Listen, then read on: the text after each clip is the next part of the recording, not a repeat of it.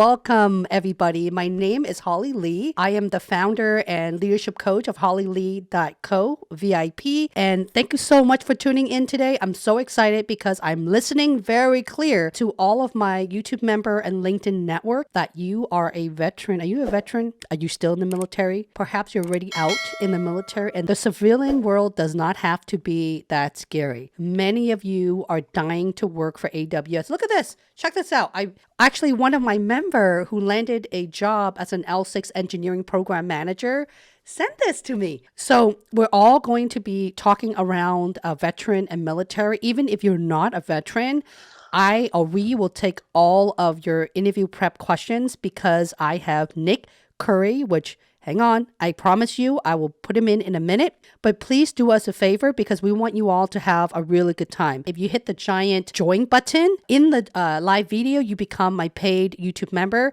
It's going to break a bank for $3.99, and you will have access to everything in my community tab, including questions to ask the interviewer, all the different templates. One of my favorite templates is this one right here, which is the STAR method. It's the most innovative thing I've ever done for Amazon consumer. Okay, so with further ado, let's interview. What am I saying? Let's bring in our guests. Here you go, Nick. There you go, Nick. Thank you for being here. How are you? I'm great, Holly. Thank you so much for having me on today. I love how you're rocking that military shirt much better than I can. It's a fantastic thing. We have a fantastic logo, and it's great to represent the community for Amazon. He's not getting paid by Amazon, by the way. He's just doing it because he wants to.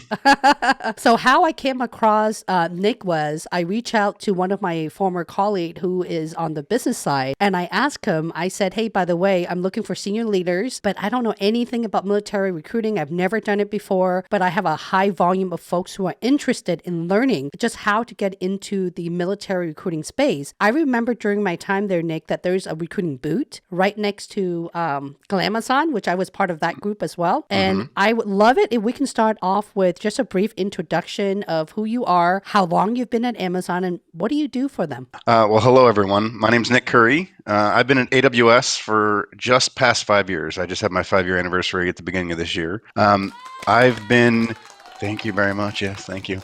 My job when I first joined AWS was actually in customer service. So my background has been entirely customer service. I started out in retail. I moved to the financial sector, and then I was able to join AWS after working for another Seattle company up here called Expedia. But my background's customer service. I came over to AWS to help customer service, to help increase our customer service on our social media channels. But I'm a veteran. I spent 20 years in the U.S. Navy. I spent 8 years on active duty. I'm an enlisted submarine guy, so I worked on submarines as a sonar technician, and I spent 12 years in the reserves. So I had a foot in both the civilian and the military sector for a good majority of my military career, and I was really excited about that opportunity to be able to give back to the military side, but also continue on in my career in the corporate space. But in AWS, when I was offered the opportunity to come work specifically for the military team, much like many of you would as well, jumped at the opportunity to continue to support the military community in a paid status. For all the jobs I worked at after the military, I always volunteered in either the affinity groups, the business resource groups, or volunteer events, going out and helping veterans look at their resumes, help veterans transition into good jobs into the companies I worked for. But I never fully got paid for it. So I always wondered if I got paid for it, would I still enjoy it as much as I did when I was doing it for free? And the short answer is yes. I don't feel like I'm working at all. And now what I do for AWS is I'm in charge of what we call emerging talent programs or emerging talent pipelines, which are different ways to come into Amazon through different channels. Most people come in through most companies, either through campus, they graduate and they get an internship and come in, or they come in through experience in another company called industry hiring and they transition from company to company. Well, there's lots of other ways to come into Amazon, and my job is to help expose those opportunities, either through internships, through apprenticeships, through fellowships, through any other means to find the amazing talent that exists out there. And thankfully, I found a way to do that really successfully in the military community and a few other ways as well. But the military community is where we hire the most people into AWS in the job I have today. So I'm excited to talk to you more about that. When I have guest speaker, I love it because they do all the work and all the talking. I just need to press a couple buttons and the stream is over. I'm just kidding. I do have a couple questions for you, but these are more of the most asked questions from my audience. I'm going to ask you this, and you kind of know this is going to come. First question is, what was it like for you to transition into Amazon? How did you went through the veteran program? What was that whole process like for you? So I think that I had the a similar perception about Amazon as maybe many of your listeners do. When the recruiter reached out to me on LinkedIn and they said they were from AWS, quite candidly at the time, I had to ask myself, what is AWS? I don't even know what that is. But I knew what Amazon was, but I didn't really know what AWS was. So I think there's a lot of people out there that don't know what AWS is, and that's okay. There's lots of reasons to work here. You don't have to know every single thing about everything. But what I did was exhibit one of the leadership principles. That's my personal favorite. If you could see the backside of my laptop, there's a big sticker that says learn and be curious. So I went and explored what AWS was, and I found out what it was, which was very easy to understand once I understood what AWS was. It's the cloud. So it was really exciting to understand that someone from the cloud wanted to come talk to me. And then I had the second thing, which most people I talk to when they come over to AWS experience, and that's candidly called imposter syndrome. I said, there's no possible way Amazon wants me to come work for them. Like, there's got to be a mistake. I'll go through this phone screen with the interviewer just to see what it's like, but it's probably a joke. There's no way I'm qualified to work at Amazon. This is like the Harvard of companies. And I think a lot of people think that, and it's an interesting thought. I think it's a nice thing to think about Amazon, that we're a big company like this, but it's not like as intimidating as you think it is when you come working here. I think we have relentlessly high standards. We have a very high customer obsession requirement that we're looking for to help our customers in every single way. But once you get to know the people that work here, and once I started talking to the recruiter, that imposter syndrome really went away. They really did a good job of understanding my background and presented me the opportunity that really fit in with my background. So they said, hey, we've seen that you've worked in a lot of companies that are really strong in customer service. I worked for USAA, the financial services company for the military community, when I first got off active duty. That job got me the job at Expedia because I was working in global customer service for Expedia, and I was leading the global network of customer service escalations for the entire Expedia brand, which included Orbitz and Travelocity and Hotwire.com. So when the recruiter knew that and said, we want someone with your customer service background to come help our customers at AWS, made me feel a lot more comfortable. So the transition was great. I had a phone screen with a recruiter, and then I had an in-person interview event with 5 different people at Amazonian. So if you're interested in the STAR method, I definitely recommend talking to Holly. She's got that right. The transition was good. I had a fantastic recruiter. I love Amazon because people stay here long term, but it was a really good transition. I had a good time. That's really awesome. This is why I love bringing senior leaders on my show. You guys hear what he's saying. They're very honest. You said something really cool. You said that, I don't know what AWS is, but I have one of your favorite LP, I'm going to guess is Learn and Be Curious. And we were chatting a second ago where every single folks who came from a veteran background that spent 10 to 20 to 30 years as a veteran still in the military or just got out of the military, they all can land a job on Amazon very quickly in less than a month. I know. I'm not making this up. I promise, guys, because what I have to do is teach them how to communicate in the corporate standard. I don't want to say it's a STAR method because everyone in the world talk about the STAR method. It's about who is saying what, but it is a way of having such strong ownership and your ability to adapt to changes. And can you figure out the job? If you're a veteran, if you truly spent that many years there, I know you are very committed. You have the obedience. The bias for action is there because I know you wake up at 5:30 in the morning, right, Nick? I know that you're so used to that. Amazon's not even like that. It's a culture where you pretty much make your own time and hold yourself accountable. Nick, piggyback on what you just mentioned. You said that you've basically worked, sounds like a lot of hours. You are trying to build the right community for veteran, but you're having a lot of fun. But it sounds like no one is mandating that from you. You don't have to do it. You just kind of follow your heart and passion and continue doing more of what you want. And I love that. Yeah, I think one of the things that I get asked a lot about working at Amazon is what's it like? What's the work-life balance, right? What does your day-to-day hours of operation work look like at Amazon? And I tell everyone the same thing. I say there's not enough hours in the day for the amount of work that has to be done at Amazon. Yes. And that's 100% the truth. And the successful people at Amazon and the people that work here the longest have an understanding of what a work-life balance means because we super embrace it and support it. You have to know when to put it down and walk away because otherwise you will work the entire night, 24 hours a day, and you'll never get anywhere and close to being done with what you need to do. The other great thing about working here is if you're good at your day job, you can literally do anything else that you possibly want. There are so many things to do and explore and to support and to learn about at Amazon that also is embraced. That's a primary reason why most people move roles in Amazon every couple of years because we embrace that culture of learning and trying something new and going to help another part of the business. So that's very embraced here. And if you are good at your day job, you can can literally do anything you want. I've written many documents on my side projects that ended up being fully launched programs and projects through the military community because they thought it was a good idea. And you can absolutely do that and succeed here. It really depends on you to be able to say, I'm done for the day. I'm going to put it down and walk away. Prioritize your day and you'll be successful. Thank you. That was beautiful. Let's talk a little bit about the different levels, if I may. What is the difference between level 5, level 6, and level 7? What do you look for at AWS from those who are purely coming from a veteran background for those levels? So the short answer is I don't care what your background was. I don't care what your rank was. I don't care what your MOS or your occupation was in the military. I'm super supportive of military spouses. If you have a military spouse background, anything you've done in the military, we can find you a job at Amazon. There's every single role. This is a silly question. Can you talk a little bit more about the military spouse?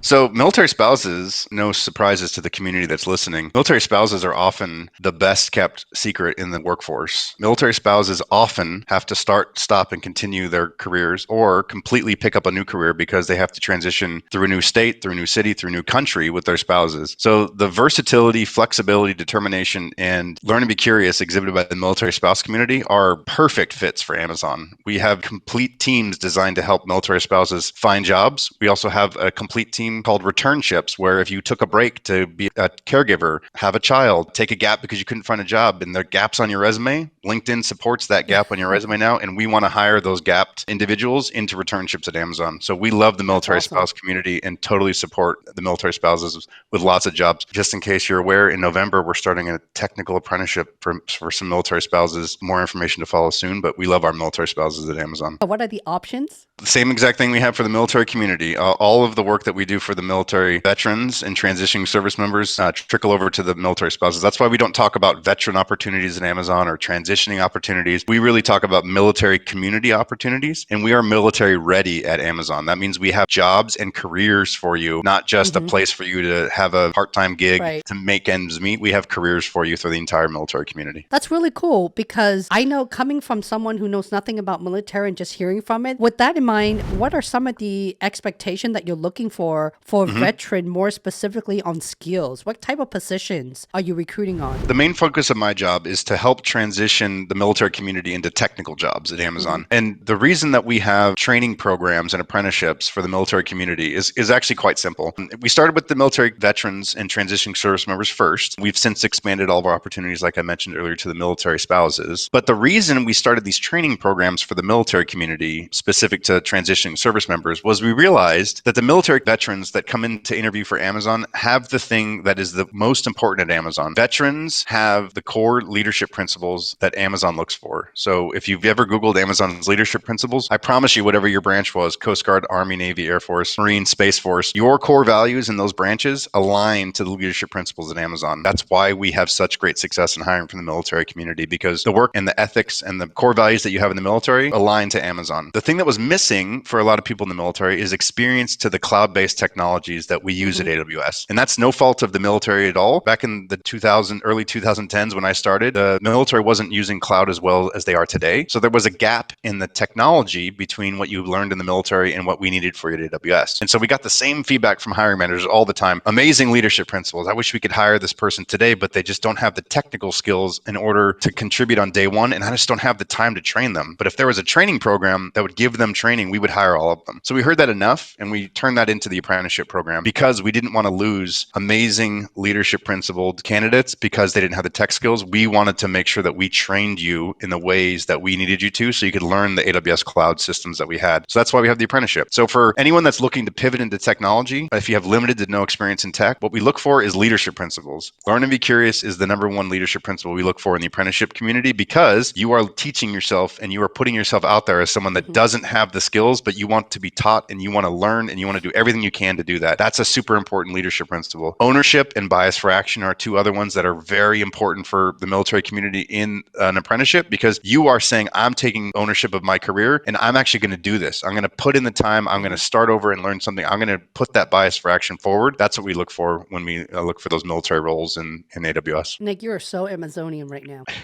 He's like, we need the bias for action. We need to learn and be curious. This is what we do. I'm like, that is so Amazon. I feel like I work for Amazon all over again. Every time when I reach out to a special guest at Amazon and as I'm talking to them, actually they're telling me this. I'm like, Carla, feel like we're colleagues working for the same company pretty much. So I can tell you this. I work for 90% of the FANG company, and I can tell you that I heard a lot of different type of development program, even like I Googled at Meta, Facebook. Oh, there you go. I finally says Meta, not Facebook. I work at Microsoft when I first started my career many moons ago with the gray hair, the hat. That's why I'm rocking the hat every time. Not because I like the cab, it's because of the gray hair, right? I can tell you that Amazon, hands down, is the only company who look for talents with zero experience or no tech experience. When they hire you, there's a project with your name on it. And with other employers, I feel like once you get the job, they have to think about it, evaluate which hiring team wants you. That's very common how the world works. And when I'm comparing to apples and apples, only FANG companies, Amazon is the only company that you know exactly what you're getting as far as the project. You're not going to know what you're getting from the scope, because professionals, when you work for Amazon, it is everything on that job description and probably 100% addition to it. But you're going to put on your seatbelt, because a lot of the veterans who end up getting a job at Amazon within 3 months. So when you build cool stuff and they would put, it's been my 3 months or my 90 days at Amazon. I can't believe I just built a brand new warehouse. I'm like, really? In 3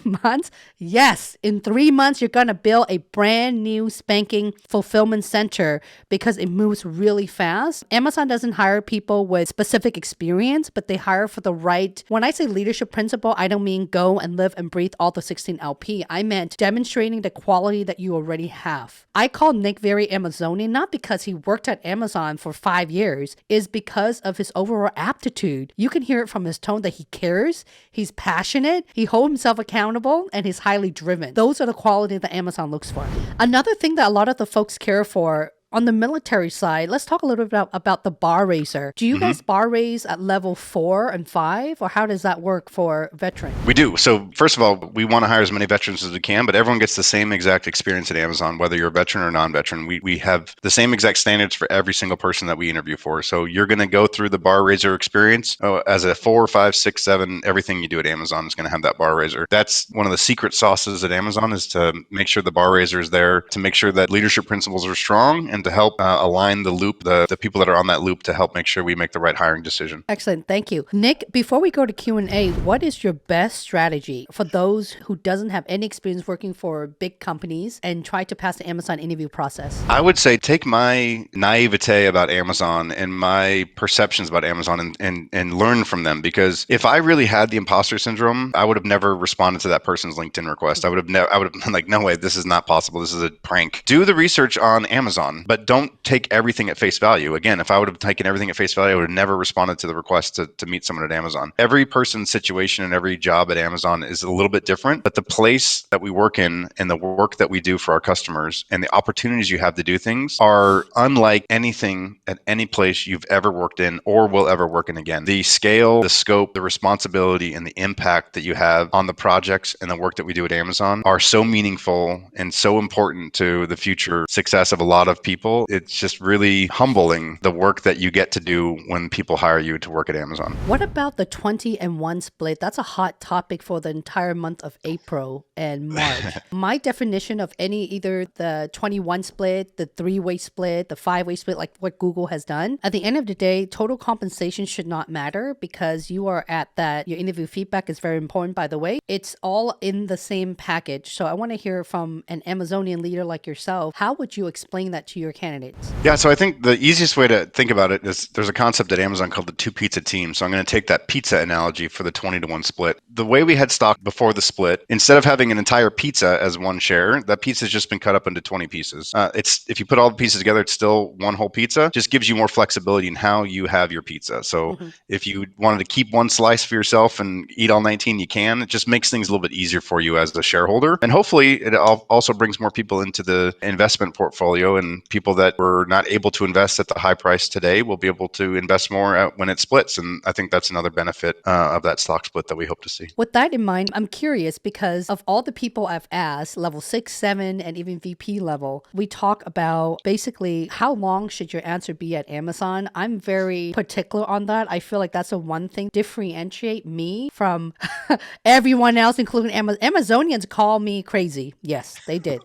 My friends even. It's like, Holly, you taught your people to give an answer at 45 seconds. Are you serious? I'm like, yeah, you want to try it out? Because the longer you're with a company, the more lengthy you are, you could absolutely give an answer a couple of minutes, but it is really hard to keep someone entertained. If you are very polished and if you're giving them engaged and could be very relevant with your content, you could absolutely talk for a couple of minutes, but if not, they will fall asleep. I've seen people drawing stick figure in all of the company I have worked in. So before I start, Nick, what about you? How long do you think an answer should be? I don't know if 45 seconds is the right answer. I will say that I think it's okay to have a shorter answer, and I'll explain that because if you can succinctly answer the question in a way that is not long-winded, I think you're going to have two responses. You're going to have two great benefits of that. You're going to be able to clearly articulate a very complex question in a short amount of time, which is impressive. Definitely an Amazonian trait. We like to write narratives, but we don't like to write encyclopedias. So if you can communicate succinctly, that's a benefit for sure. And likely what that's going to elicit is more of a conversation with your interviewer. Oftentimes, we interview the military community, and we give this feedback a lot for people that are in the military community or those that haven't interviewed for a corporate job in a long time. If your interviewer is saying, and then what happened, it's a hint that you're not doing a good job of providing that most critical of star format, the R, the result. But if you can get through all that in a succinct manner, your interviewer is going to ask you, wow, that's really interesting. Help me understand how you did this, or be more engaged in your answer versus trying to fish out what you're trying to accomplish if you don't do it in a more succinct manner. The thing about Amazon is that people are really smart. And if you're just rambling on, they can call BS like no other. Not that I've been called or anything like that. The more you show up with data and matrix, the more it be so clear. That's why at Amazonian, they love everything on paper. If it's important, put it on a piece of paper and they'll ask you Q&A when they're done. So when I teach a 60-second elevator pitch, I teach people to frame their questions. Very importantly, what exactly are you solving for, and get to the point. I mean, when I say 60-second, guys, you could have 3 to 4 sentences. And how did you deliver result? That's a lot of sentences. Simply just wrap it up with what is your ROI? That's it. So let's do some Q&A. Is this session dedicated for all military veterans or only for the U.S. military veteran? It is. Is your process pretty similar for international as well? How does that work? Yeah, so I would say the majority of the programs that I talked about today, apprenticeships, returnships, et cetera, for the tech space are primarily in the United States. We do have, however, military opportunities globally in all of our operations roles. So the Fulfillment Center Network, our operations roles, that's where the majority of veterans across the globe have more opportunities. We have a lot more opportunities in general in those positions, so we have more military positions. However, we do have a brand new program that we just launched in the United Kingdom for military service leavers in the United Kingdom that are going through a technical training program very similar to the apprenticeship. They just started in London. 12 service leavers are learning how to be technical account managers for the UK, which is fantastic. And we're looking to set up a similar program in Australia and New Zealand later this year. But as we expand in AWS, so do our regional footprints. And so when we have bigger opportunities to support hiring, we will obviously roll out more military opportunities in our AWS locations across the regions. Are there opportunities with AWS with SkillBridge hiring our heroes?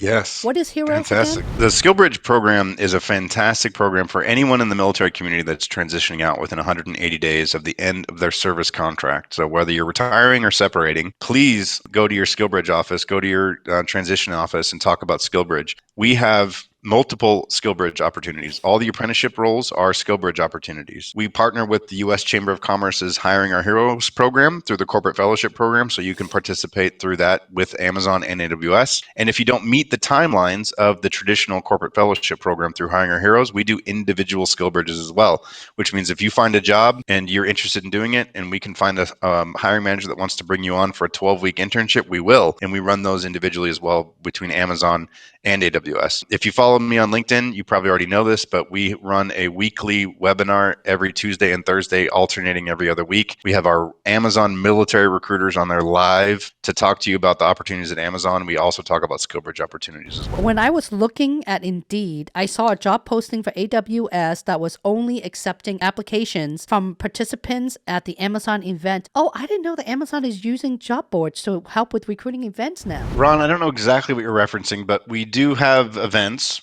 quite frequently. We're getting back into the in-person events, and we do have recruiters that are looking for people that were at those events to recruit from, but that would never exclude you from applying for any job at Amazon. So any job you're qualified for that you find on Amazon, you 100% can apply for.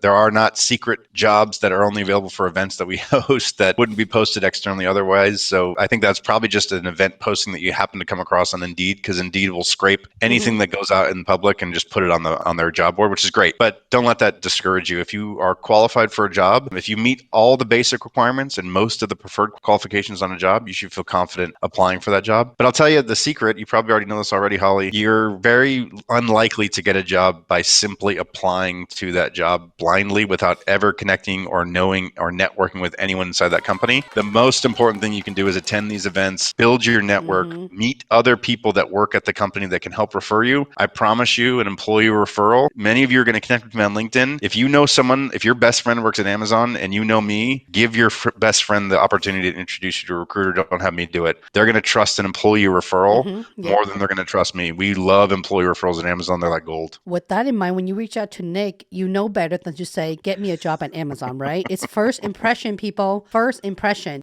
My last senior leader, Alphas, his real name is actually Thomas, but he goes by Alphas. He's been an Amazonian for 18 years for AWS Solution Architect. And he said so himself. And Victoria, I love Victoria, that girl. And they both said the same thing. To get a job at Amazon, you got to work the system. If you don't know anyone, they are bombarded with millions of applicants. You're just applying to the problem. You really are, right? Every time I talk about networking or job search or branding, no one watches it. Nobody. I have a whole playlist. In fact, guys, here's a kicker. It's free. I even give you a template as I'm typing how to reach out a specific recruiter and a specific hiring leader. Okay? I have template for free in that playlist. And what do you guys decide to do? You decide to apply for a job again and again and fail again. And then you reach out to me to tell you how sad you are. I'm not poking fun of you. Please forgive me. I'm just being very transparent here. That's a problem. When people are very anxious, they apply, bomb, and they go through the same routine. Okay?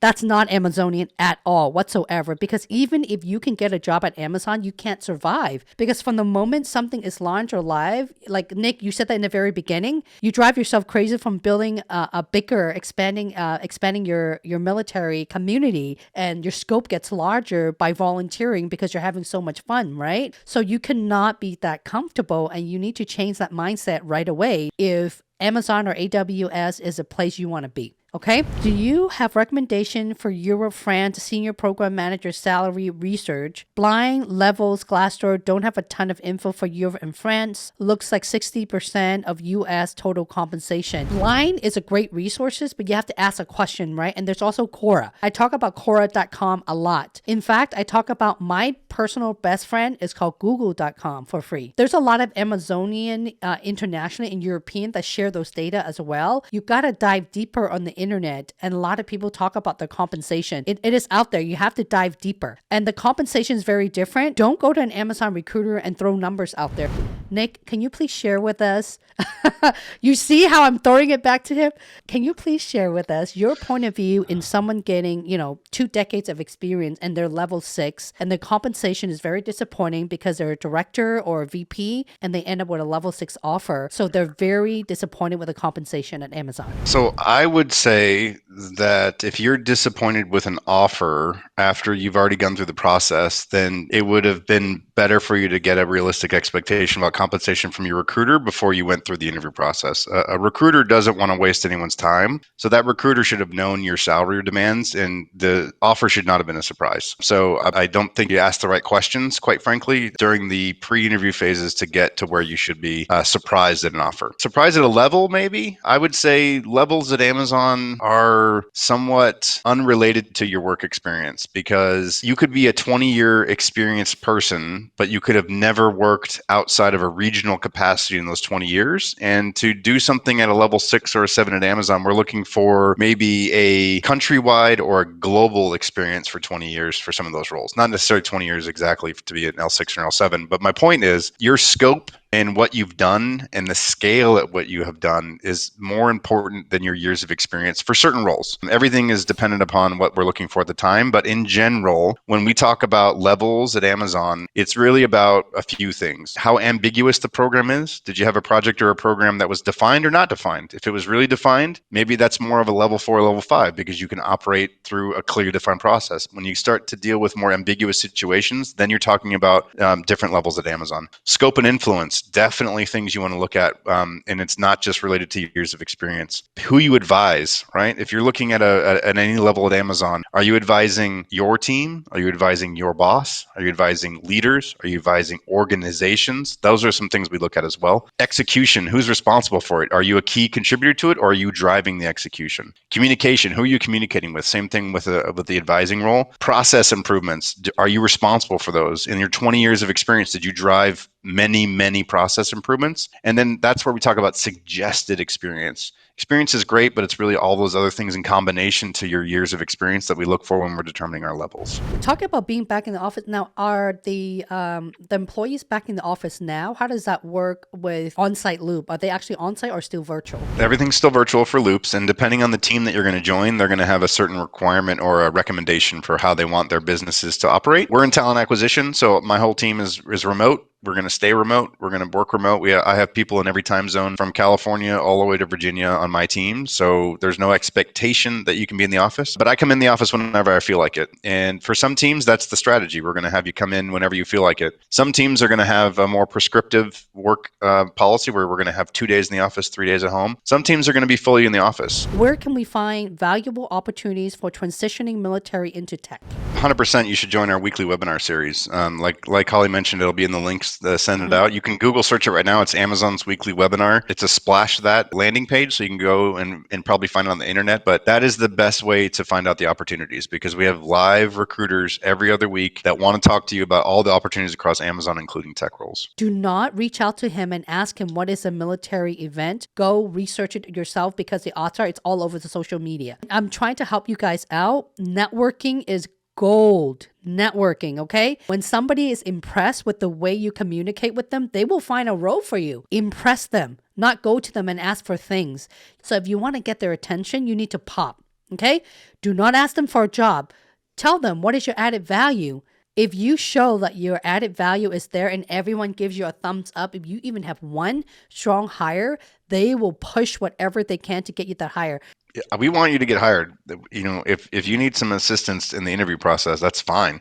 Everyone should practice interviewing in some capacity. So the better prepared you are, the stories are there. It's just the preparation will be that much more evident when you go through some coaching and some practice. So it's totally fine. We want to have strong hires. We appreciate the interview process, and we want to hire the best people. What should I do when I only have 5 to 10 good stories and can't come up with more? That's a challenging one, because you're going to get on an interview event for most roles at Amazon, you're going to probably interview with at least 5 people, and they're going to ask you 2 questions each. I'm not a big fan of repeating questions or answers in an interview event. I think if you do it once, that's fine, because you might have a really strong answer.